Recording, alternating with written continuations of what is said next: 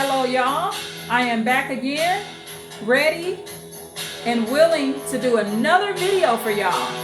So, this video is going to be about the narcissists and their laws.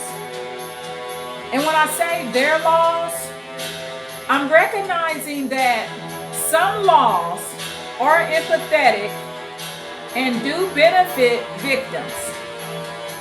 And a victim can be in a very broad range of situations, not just one situation. So I'm going to first explain, I discussed this in another video about how I was going to start a playlist about this homeless lady that's severely deficient and mentally ill, may even be on drugs, that sleeps within blocks of my home, and how I would like to get her some help, y'all. So, I'm in the process of trying to get her some kind of help, and I'm finding out as I get more and more into it that the laws that are currently in place, which it doesn't surprise me, y'all, I'm on the West Coast, are just not beneficial to this situation. So, let me first go over what happened yesterday. It was very, very interesting.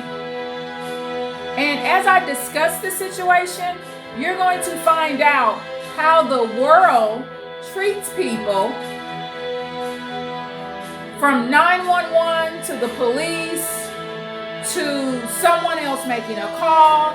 I am going to go in detail so I can explain to you how this works. I am very determined to help this lady. I am very determined in my soul. When I decide to help a situation, and as I've explained in other videos, I have had some political contacts where I have done good deeds for the community throughout the years. And so I'm ready to do another good deed. So in this situation, y'all, this is just how I feel. I understand there's a lot of homeless people here and there in different areas of the city.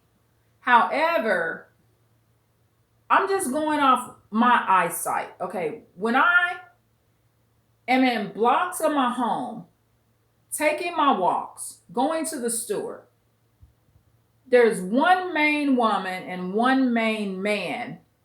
The man is not around often. I don't know where he sleeps or where he goes, so I can't keep up with the particular man. Both of them may be on some drugs and or severely deficient and severely mentally ill due to probably brain damage, schizophrenia. I don't know what all they have. However, like I said, with the man, he's kind of here in the neighborhood, but then he leaves. I suspect that he may be under some sort of medical treatment where he does get his medication. And I'm going off his behaviors. I notice when he goes away and comes back. So he's not in my eyesight. However, this lady is every day and night. So she sleeps in front of a certain area.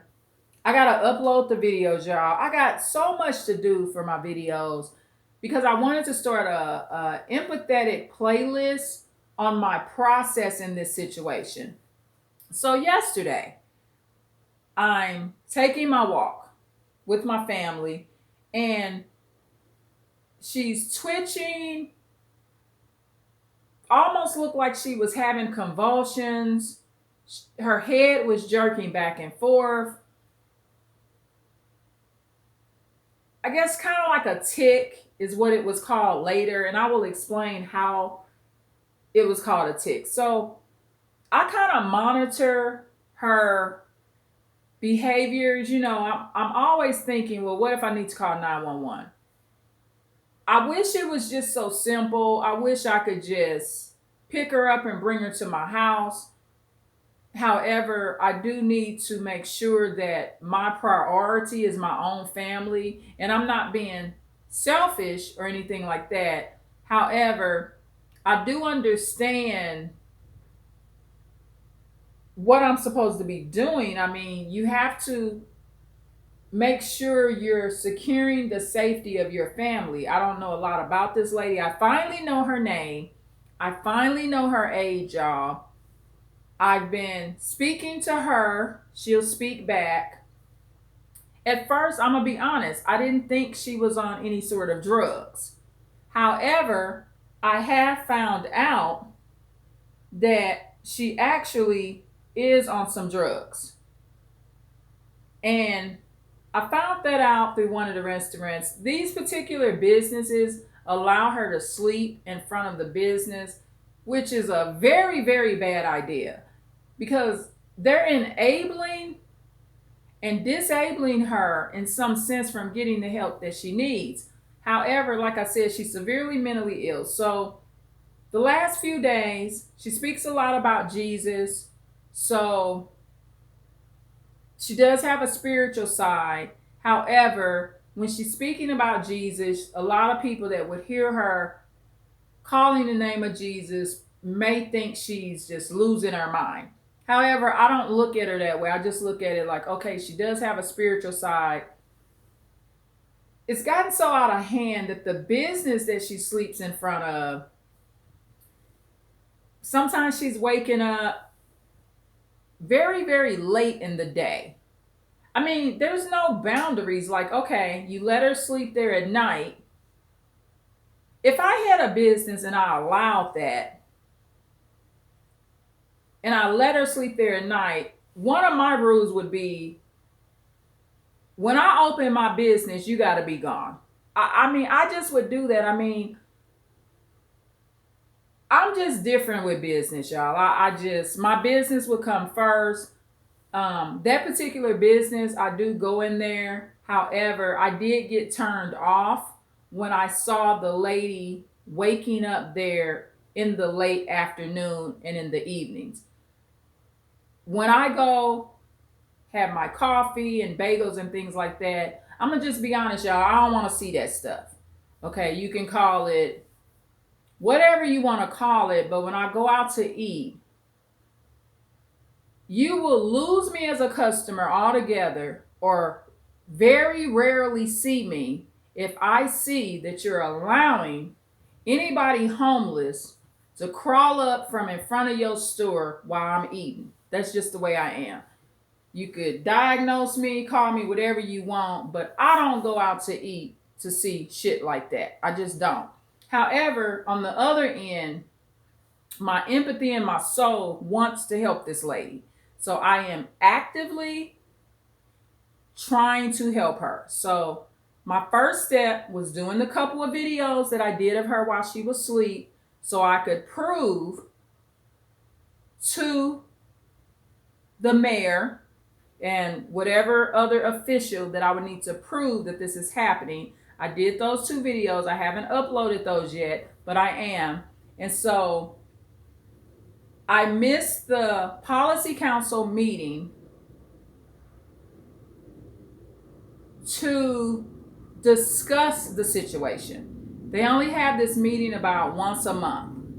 Okay, or the city council meeting is what I guess it's called.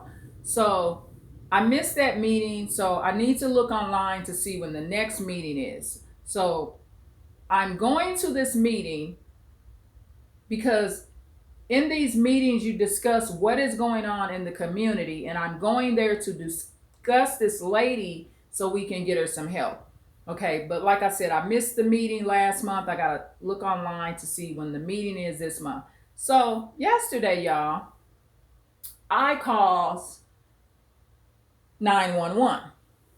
Okay, and I called 911 and explained to them that she was having medical difficulties. I'm not a doctor. She wasn't doing her normal thing. Normally, when I see her head jerking or whatever, I see her dance around in the parking lot. And she's the only one there that's doing this, y'all. It's not like the big city where there's over 500,000 people, and I may see this more regularly. If you come and see where I live, it's this particular street that I'm on is completely suburban looking. You got the post office, you got the grocery store, you got the school, you got the department store there, you have big townhomes, big apartments. You go down a little further, you got the big, beautiful Richie Rich homes. I mean, it's not what I would call a ghetto, right? However, with narcissistic laws, it will become a ghetto before it's all over. I promise you that. Because these laws that are set up are not supporting keeping it a suburb in the way that it used to be.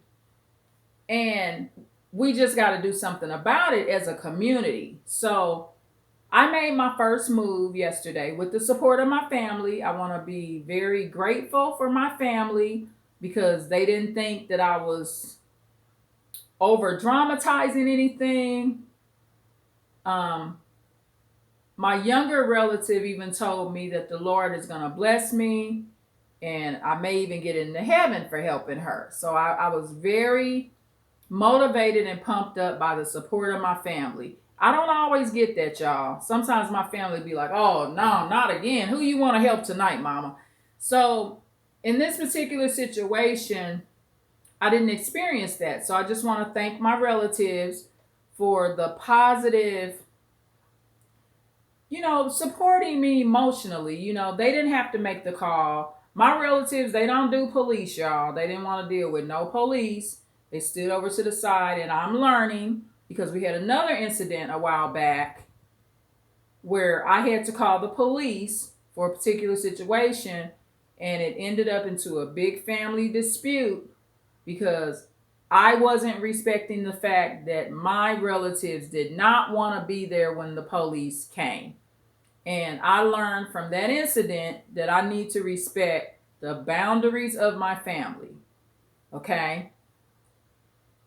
They're black males and they prefer not to be around when the police is around.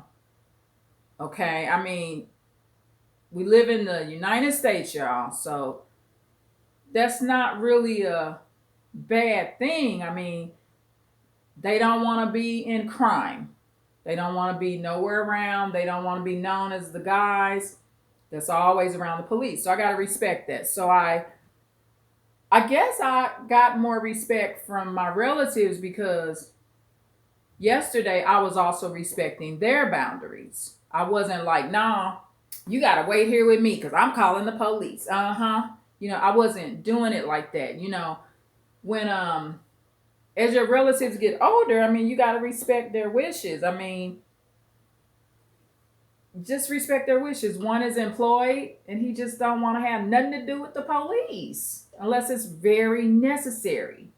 He just doesn't want to be in environments where he's just interacting with the police. He just wants to live crime free. So you got to respect that. So anyway, they stood over to the side while I called 911. Now, check this out, y'all. I'm calling for medical attention.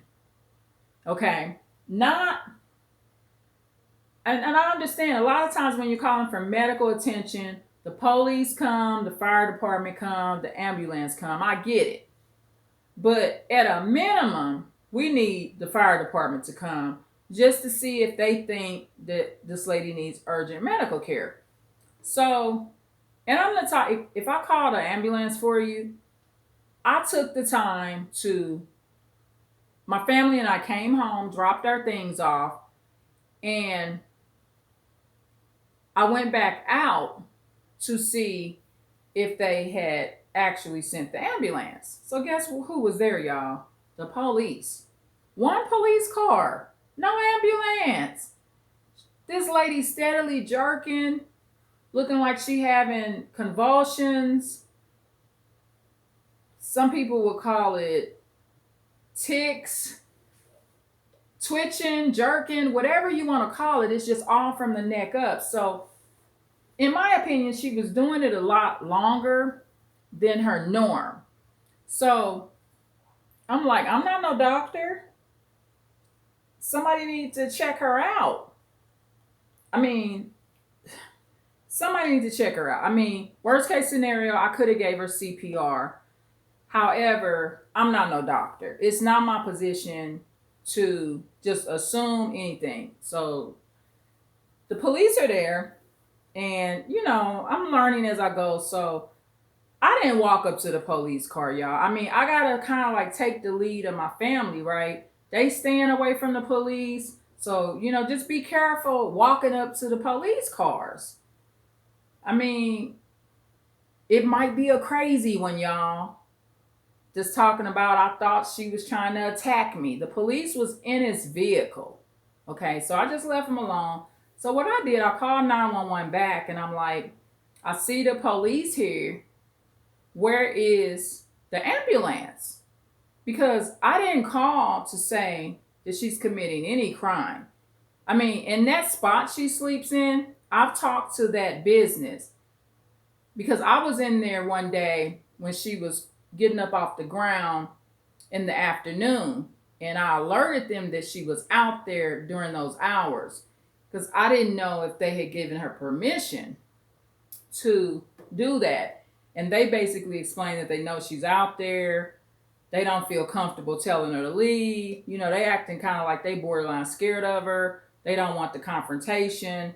They hadn't said that she ever got violent, but that's basically what it was. They just basically it's cool with them. They gave her permission pretty much. They were aware that she sleeps out there at night. I talked to two of those businesses about this lady, and at two different times. The one incident was some months ago, and then the most recent incident was when some new owners took over one of the restaurants that's in that area. So that's the way that played out. So I'm calling 911 back, and I'm like, I see a police officer out here. Where's the ambulance? And they're like, well, she's on drugs. And I'm like, and she on drugs? That don't make her any less credible for some help. That's more the reason to bring the ambulance. What if she's OD? We don't know what's going on with her. I mean, if y'all are aware that she's on drugs, let's get her some help ASAP. So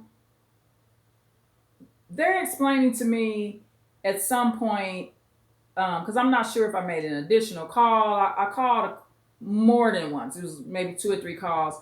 So they end up explaining to me that the officer is going to be asking her if she wants to go to the hospital. And I just wasn't happy with the situation because, for one, I wanted her to have the fire department or the ambulance there. Y'all need to send medical attention. And then the 911 operator was like, well, the officer's going to leave now. I said, yeah, because he got to go take care of crime. This is not no crime going on. And in the state that I'm in, it's not illegal, y'all, to sleep on the concrete or on the ground. That's the number one problem. She can't get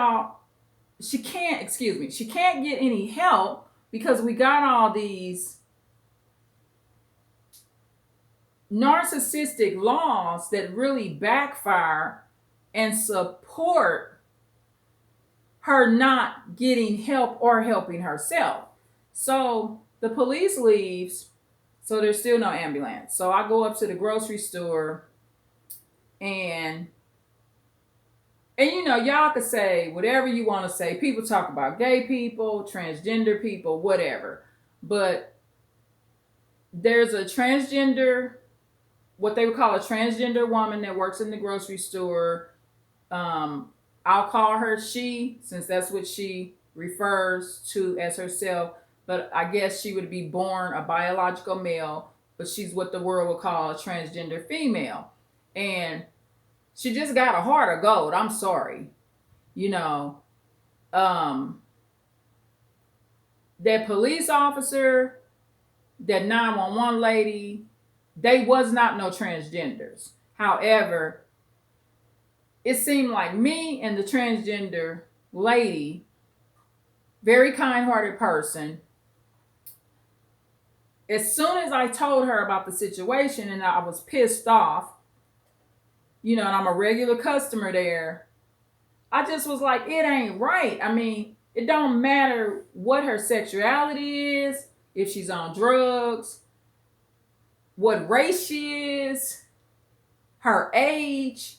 None of that matters, whether she's male or female. What matters is that she's just constantly doing this neck thing, and that's not her norm to do it that long. So, the transgender worker, the nice lady, she calls 911. Okay. And in the meantime, the officer's calling me back. Okay. So the transgender lady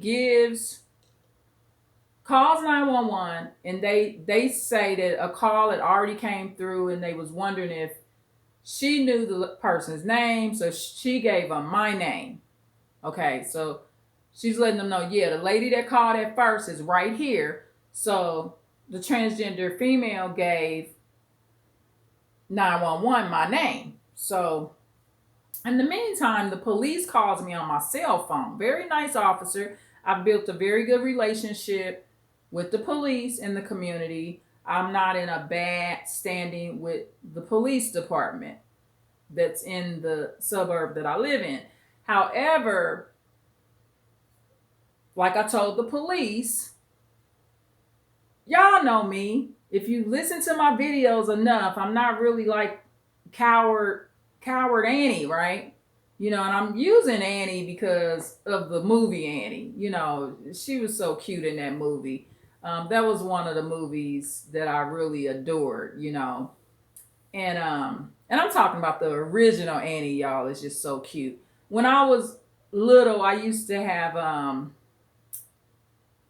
some of the clothes that they used to make, kind of like the Annie type clothes. So anyway, so the police calls me back, and the police was very kind, very respectful, was not aggressive, and explained to me the law that he asked her let me point this out, y'all. When I first called 911, the 911 operator asked me to ask her if she wanted medical care. And she said yes. Okay? She said yes to medical care, not the police asking her questions. There's a difference, y'all. So when the officer called me back, he was explaining to me basically the law and what he asked her, and that he came out to ask her if she wanted medical care. And of course she said no. Well, of course she gonna say no to the police. That's not even who should be asking her that, was my response. I mean, let's let the fire department or the ambulance ask her that, because I'm sticking to what I said. I didn't call you. I called to get her medical help.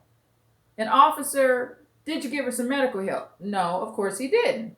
He did his job. I mean, he's not the fire department. He's not the ambulance. So I explained to the police, I was like, well, I think you should remove your liability from this. What if she dies tonight, or something bad was to happen? Because I'm not sure what's wrong with her. You don't know what's wrong with her. You don't know if this is safe. She's acting outside of her norm. So if y'all don't send the fire department or ambulance and she died tonight, I'm telling everybody. I'm calling the news. I'm going to tell everybody. She's not my family, but you going to think she was by the time I get through making some calls about what y'all did. Like, this lady potentially could have been saved, but the police department and 911 wouldn't send her no help. So he was like, it makes sense. And I was like, I know she on drugs and stuff, officer. And this was a nice officer. So keep in mind, my transgender, I'll call her like an associate slash kind of like I guess, what would you call somebody that's always kind to you in the grocery store? Salesperson, or whatever. Yeah, just sweet lady, because I promise you this. A lot of people that ain't a transgender, that's just what you would call heterosexual. They was born a female. They never became a transgender. They never went through a sex change. You know for a fact that they ain't always good hearted people. Okay.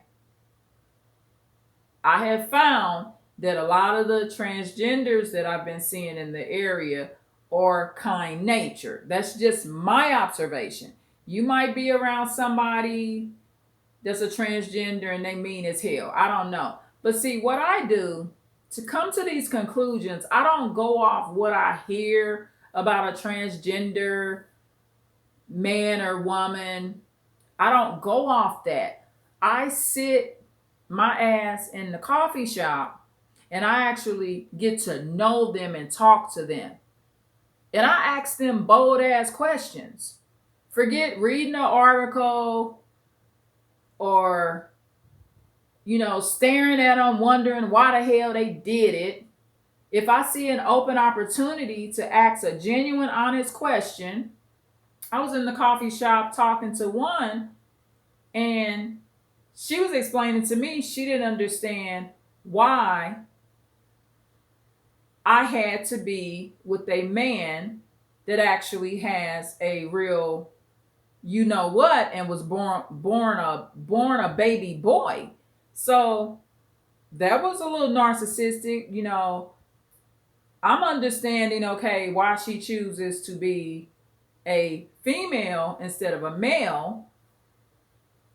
However, she couldn't understand in this one case, and I'm not talking about the transgender gentleman or the transgender lady that works in the grocery store. This was another situation. I'm just explaining to you, I come up with my opinions of people based on actually getting to know them if I have an opportunity when I'm out. Because a lot of people, due to their religious preferences or whatever, they're not going to even talk to a transgender man or woman. They're going to say that's a freakazoid. I don't want to have nothing to do with that. But what that does, you can do it that way. However, you won't find out the information or get to know the people more to get to know why they even doing what they doing. And just getting to know the way they think. So in that particular situation, I learned that that particular transgender woman, she didn't see the need to be so gender specific. And I had to explain to her, I said, well, it's just like you like what you like. I was born a girl, and anybody I'm with needs to be born a boy.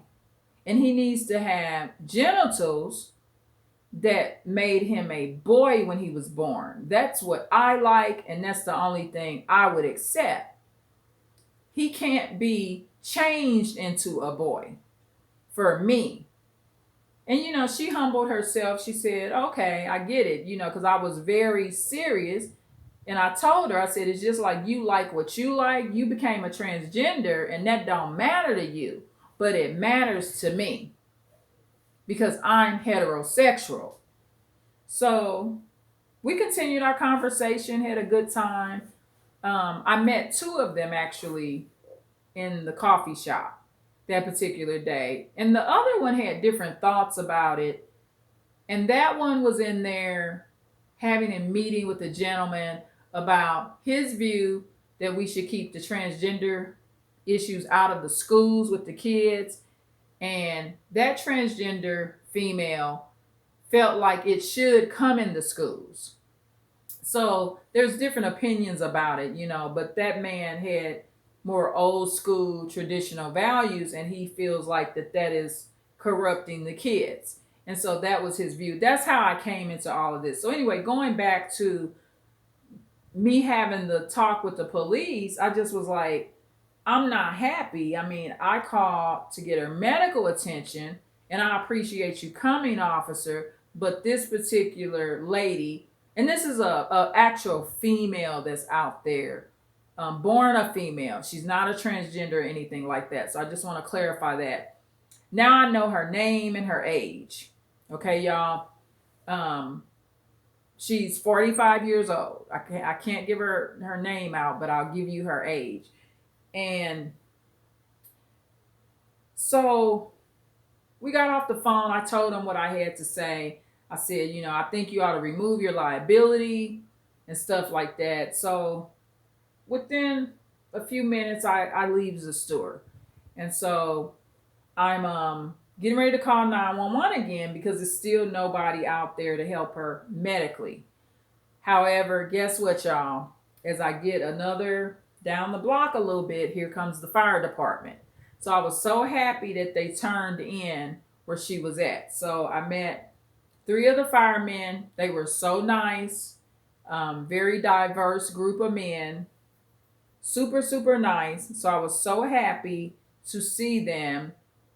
And one of the firemen, y'all, told me that when I explained my views, he was saying that I should apply to be one of the council members. And of course, that would be an elected position. I have been on policy council boards before through one of the major school districts. I was elected in as that. I've done my good deeds of helping in the political realm. I'll just say that, when it's a project I feel like I want to do and I'm interested in. And the one I want to do now is I want to get this lady off of this street.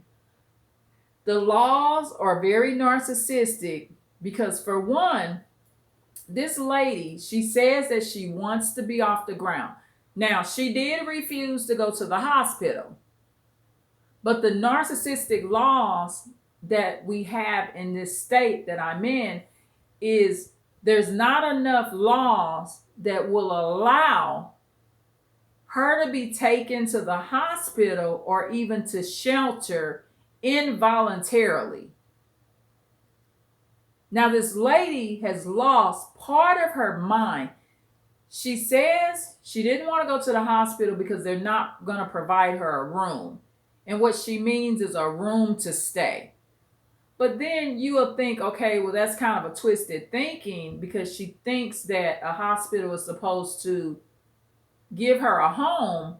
But in a way, it's not the worst way to think, because back in the day when I was a kid, she would have been a resident of a mental institution. So she would have had a home. She would have had a room. She would have had a residence. It just would have been in a mental institution.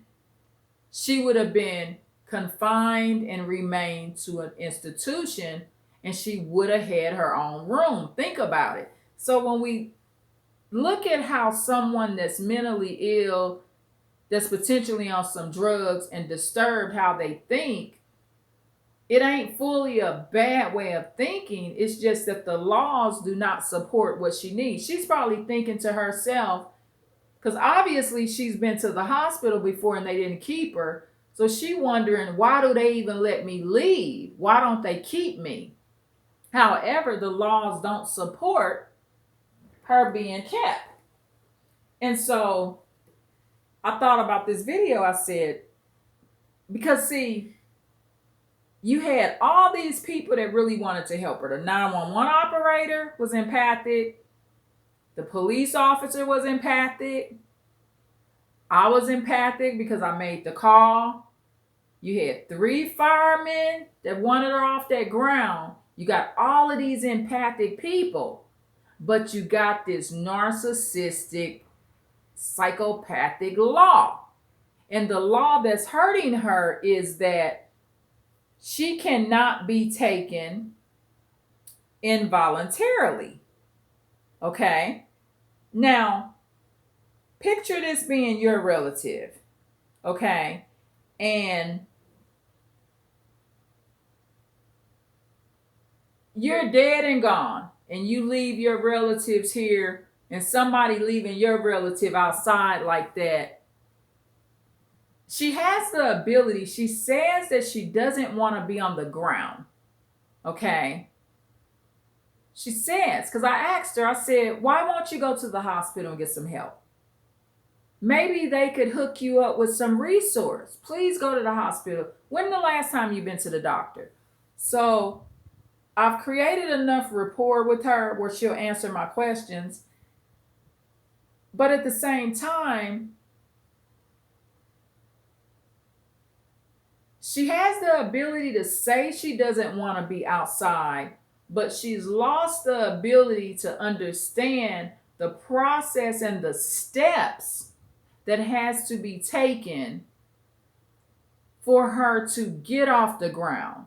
If that makes sense. Like, okay, like I understand, just say I said, I want to do videos, but I lost the ability to push video and start recording, if that makes sense. Look at it from a basic point of view, y'all. The lady, she needs to be taken involuntarily. We would need laws to support her being taken involuntarily so they could get her the help that she needs. But because we don't have those laws, and obviously, I mean, anybody that would create a law that's just so straight across the board that doesn't support someone being taken basically against their will to save their life, that's narcissistic. For one, they acting like all situations are just the same. Remember, a law like that, or keep this in mind, a law like that does not account for individuality. It doesn't account for a specific situation. It doesn't account for that lady being a human being that's been laying on the ground for God knows how long. But because she's supposed to be like us, and she's supposed to be able to decide and understand the steps that it takes and be able to perform these steps to get off that ground, she will not get the help that she needs, even though there was empaths on the phone. An empathic police came to help. I made an empathic call. I had empathic support from my relatives. They were saying, yes, help her, Mom. I had the fire department there. All very empathic men. Even if some of them were narcissists, they were using cognitive empathy to help this lady, even if they didn't feel it from their soul, like in the way I do. So I am going to be making some more calls. That's what I'm going to do, y'all. I'm not going to let it go. That fire department and 911 call, those videos that I made is just the beginning. This lady has to come off this ground some kind of way. While she's still alive, she deserves to get off this ground. She just does, y'all. And that's just how I feel. So these narcissist laws hurt us. Please like, share, and subscribe. I love y'all so much. I've been on this bike over 39 minutes now. Thank you for listening. Please share the video. Tune in for more. And I'll be updating you on playlists. I got to get more organized, y'all, and do more to-do lists. But I love y'all so much. Thank you. Bye.